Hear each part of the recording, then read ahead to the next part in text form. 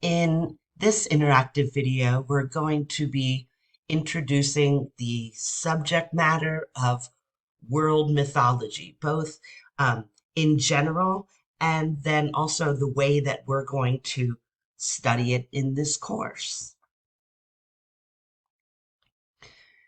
So recently, relatively recently, we've seen a lot of movies about mythical characters and creatures. Hollywood's kind of been churning them out really recently, and then decades back as well, like Achilles and Troy, Hercules, Wonder Woman, um, Thor, Jason and the Argonauts. That's an older one. Medusa, and Loki.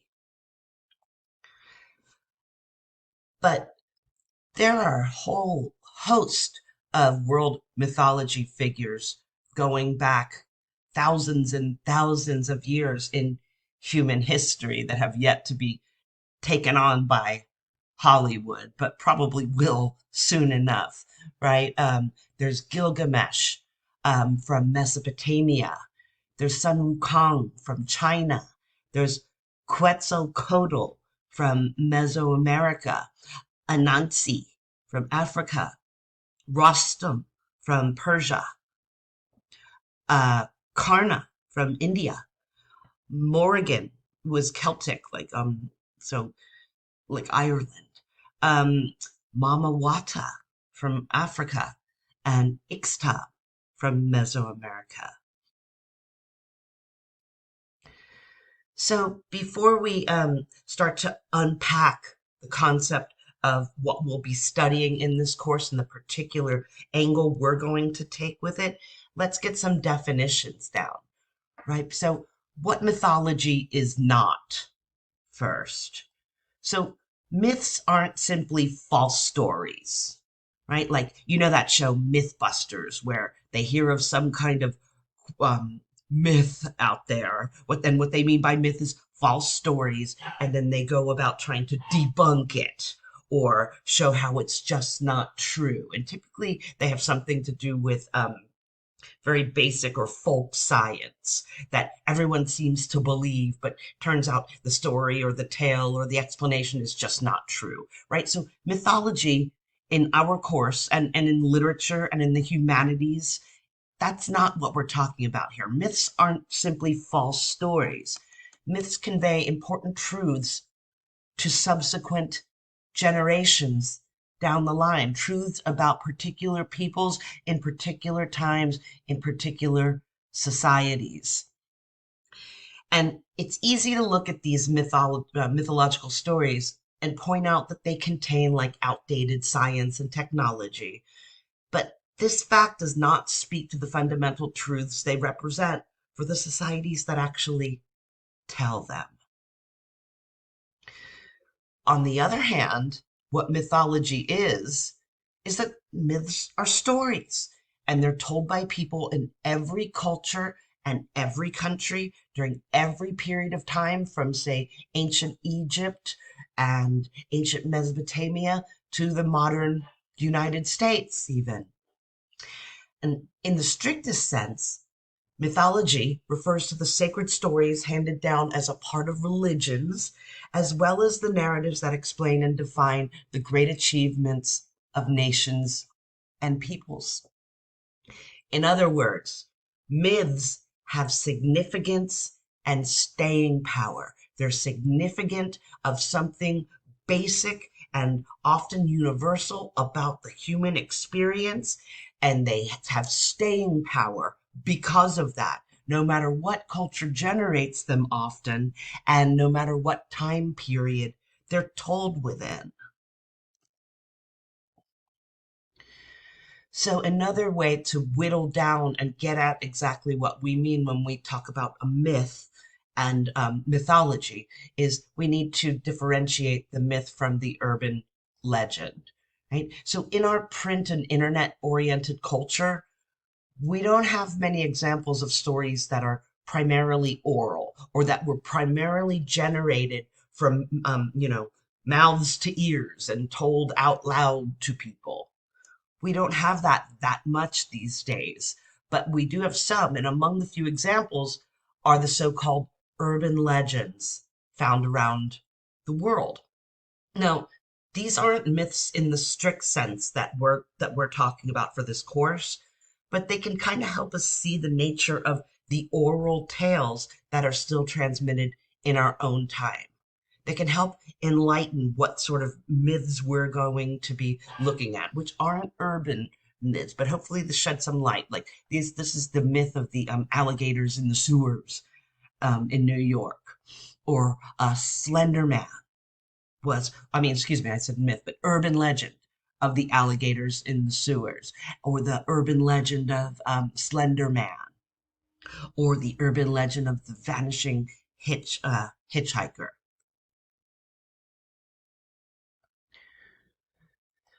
So, urban legends tell us a lot about the experience, for instance, of living in cities, right? So a city has this gigantic infrastructure that's unknown and mysterious to us.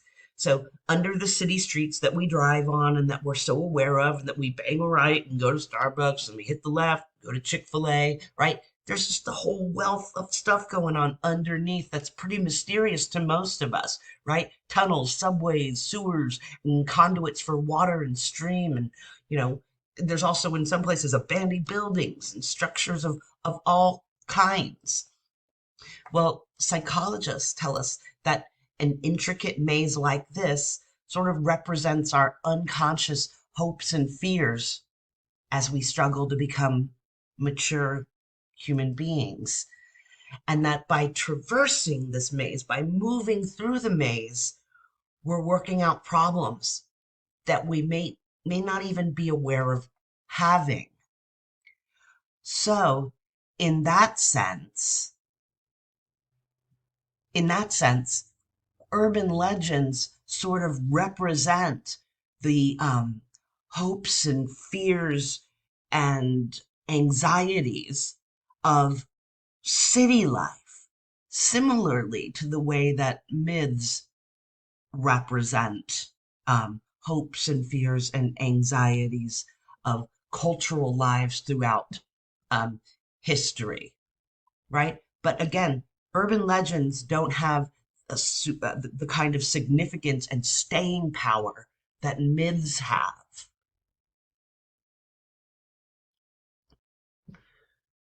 So, looking back again at the story of the alligators in the sewer, we can see that the story was false in the literal sense, right? It's safe to say that alligators do not live in the sewers of New York City. And yet, the story expresses some real concerns and conflicts of human beings who live in cities and participate in cultures, concerns that have been true of humans for many thousands of years. They reflect certain fears. Now, a little bit about myth and religion. So, some stories are associated with a living religion still being practiced at the time the myth is told, and others are more secular in nature, but still include values and perspectives that inform the society and culture of the storytellers. So there's some overlap between myth and religion, and we will get into this later in the course as well. And a brief note on myth and science. So many people think of myths as stories that were told to explain scientific facts or to describe the origin of like natural phenomena or the natural world. That's called asiology, from the Greek word asia, or cause, right? And people would think that, oh, those myths from the past, they were just doing the best they could to kind of explain things that they didn't have the technology to be able to explain before. Now, that's many scholars take that approach to looking at mythology. Like, for instance, historian and philosopher Mircea Eliade would say that archaic societies used myth to master the universe, where we moderns use science. So in that way, myth and science played a similar role within society. Back then, before we had science and technological advancements and technological extensions of the senses, we used myths in order to quote unquote master the universe. But now we use science, but in a sense, they're both sort of mythological, Mircea Eliade would say. But however, taking this approach, right, thinking of myths simply as old ways of explaining the world, implies that one way is necessarily superior to another, and that myth and science have to be seen as exclusive to one another. And that's not the tack that we're taking in this course. Because, on the other hand, the one that we are taking, which is a more inclusive view, so we're going to argue that myth performs some of the same functions at what we might as what we might call science today, but just in a different way. And it sort of boils down to this, that both reveal things about human nature and the world around us. Both are revelatory and can be seen as complementary as opposed to antagonistic. It doesn't have to be either you have mythology or you have science, but you can't have both. Right? What we're going to be looking at in this course is to see, can we have both? If we have both in the right way, can you have mythology and science existing as complements rather than as opposites? And do we need mythology? Is it a gaping hole in our human experience today that science has essentially um, supplanted mythology? Well, we'll be exploring questions like these in this course. But to be sure, mythology provides insights into the culture that tells the particular myth or the particular story.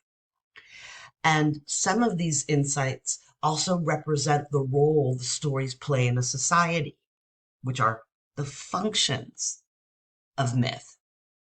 So, for instance, the Sumerian Epic of Gilgamesh, which dates from about 2000 BCE, is a widely studied myth, and it expresses some of the same worries about how civilization distances human beings from their natural selves. And another note about insights and functions of myth. Insights derive from looking at stories from outside the society that actually tells them, and seeing what they teach us about the society. So an insight, we can gain an insight into, for instance, ancient Egypt by standing outside of ancient Egypt, which we all are, and studying the myth. We gain an insight as outsiders. Right? But functions derive from thinking about the very same stories from the perspective of inside the culture and examining the uses a story has for the people who tell it. So, um, you would figure out a function, right, from looking at a myth that exists within your own particular culture or within your own particular cultures, and taking a look at how does this myth function within our society? What does it do? What role does it serve in making this particular society function the way that it does? So, some of the different sorts of insights and functions of myth would be like metaphysical insights, and those deal with the limits of humanity and mortality and God and death. Cosmological insights, and those deal with the universe as understood by science, for instance. And there are sociological insights, and those deal with humans in groups or social units. And there are psychological insights, and those deal with humans as individuals. And there are historical insights, and those deal with verifiable historical events. And there are anthropological insights, and those deal with culture. And then there are asiological insights, and those deal with the origin or cause of a custom or a fact of the physical universe. So these are really a bunch of insights and that overlap with functions as well. But nonetheless, the main idea with these past few slides is that this is what we'll be looking for in these different myths, both from, a lot of them from the past and even some from the present. What sort of insights do they give us into the cultures that generated them? And what possible functions did they play within the society that generated them as well? So that's why we're looking at all this different sort of stuff here and these definitions. So, who studies myth, right? Whose purview is the study of mythology? Well, all sorts of academic disciplines still study mythology, and it's very important to a host of professional academic academics, let's say, and also even scientists, right? So, psychologists study myth for to learn more about mind and mental processes. Sociologists do to learn more about the origin, development, organization, and functioning of human social relations and human institutions. Anthropologists study myth in order to figure out origins and physical and cultural development, social customs and belief of humans. Folklorists study it to um, to learn about traditional beliefs and legends and customs of people. Historians for past events when myth overlaps with a historical telling of some event. Archaeologists, scientists, philosophers, artists, all the way down the line. Their mythology is studied by any and all sorts um, of members of academia.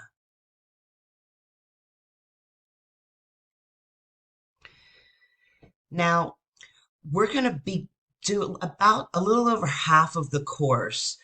We're going to be reading certain myths alongside a book by Karen Armstrong that's called A Short History of Myth.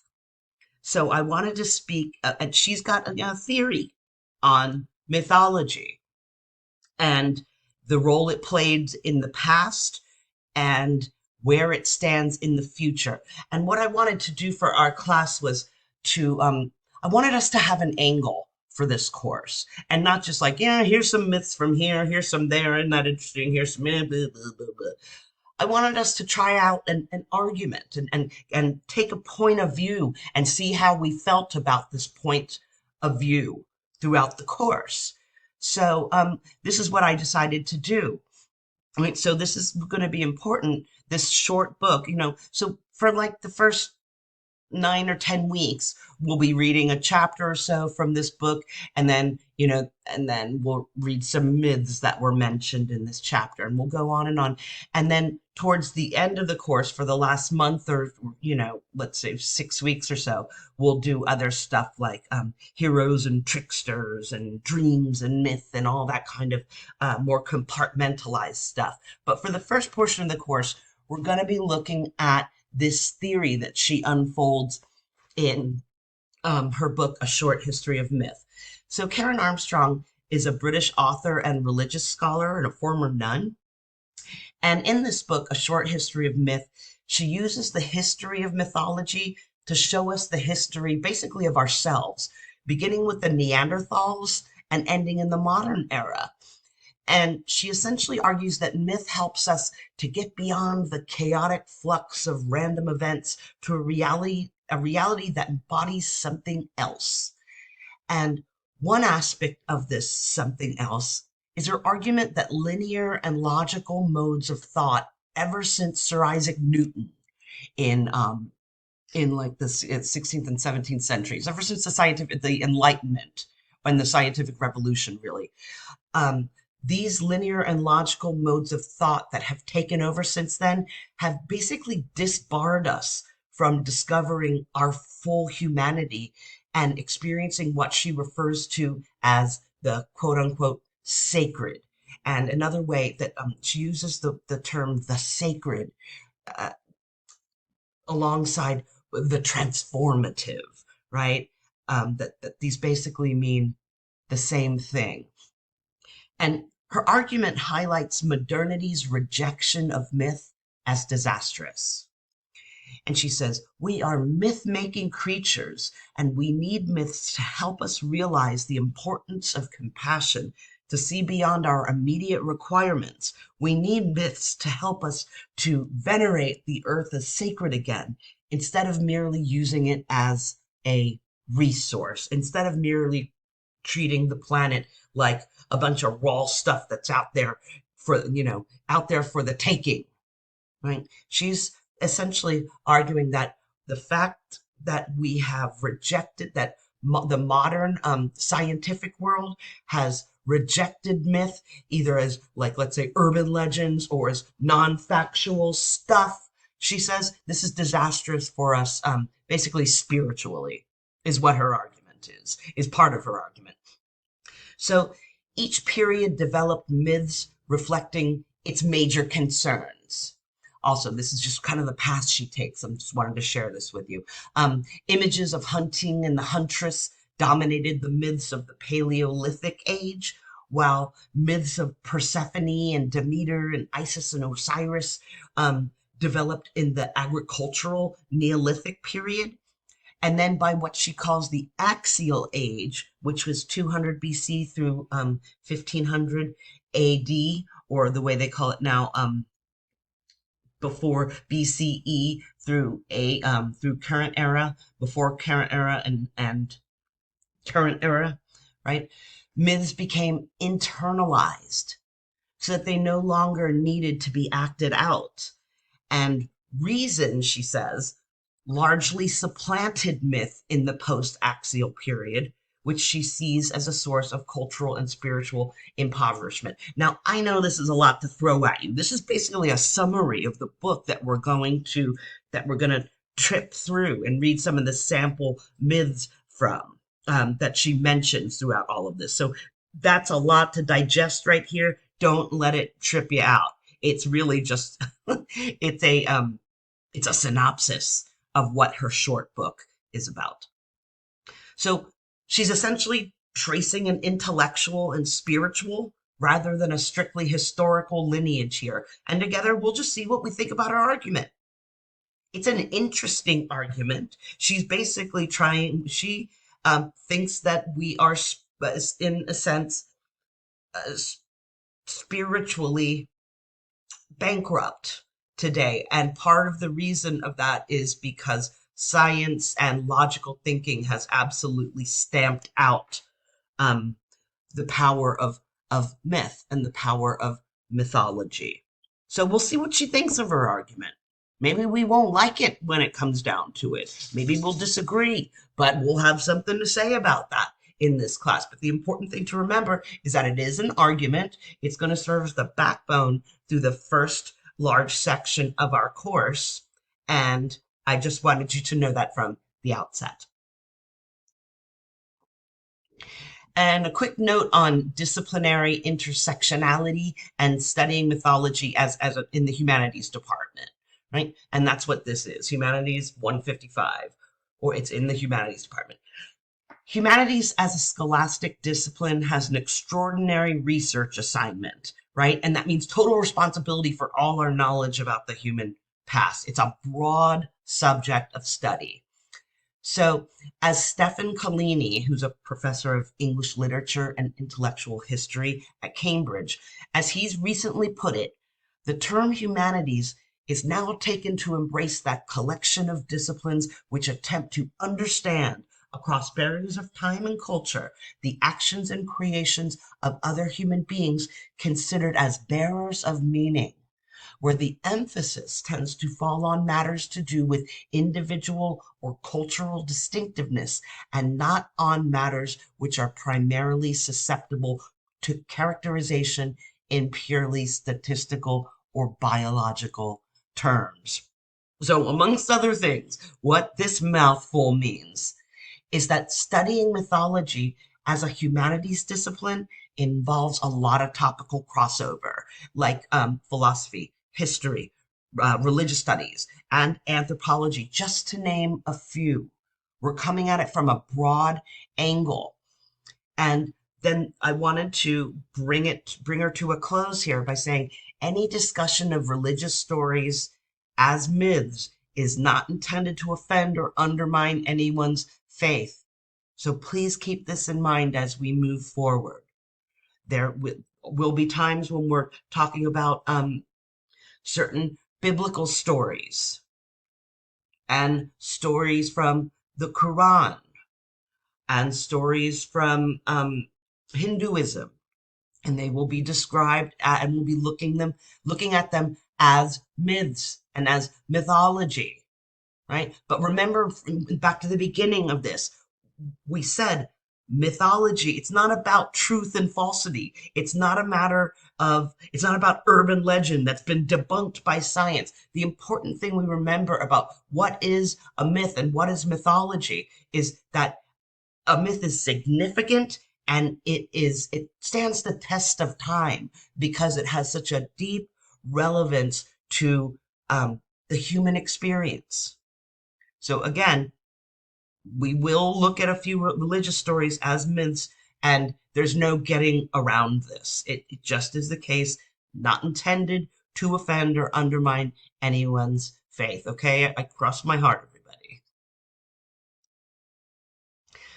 Alrighty, so what we covered in this video was what mythology is and what it isn't, myth versus urban legend, myth and religion, myth and science, the insights and functions of myth, myth and the academy meaning the disciplines that study myth in academic studies, and also Armstrong's argument. And then we also spoke for a minute about the crossover of studying mythology as a discipline of the humanities and the need to talk about some biblical stories and other religious stories as myths, and to please don't be offended. Okay, everybody,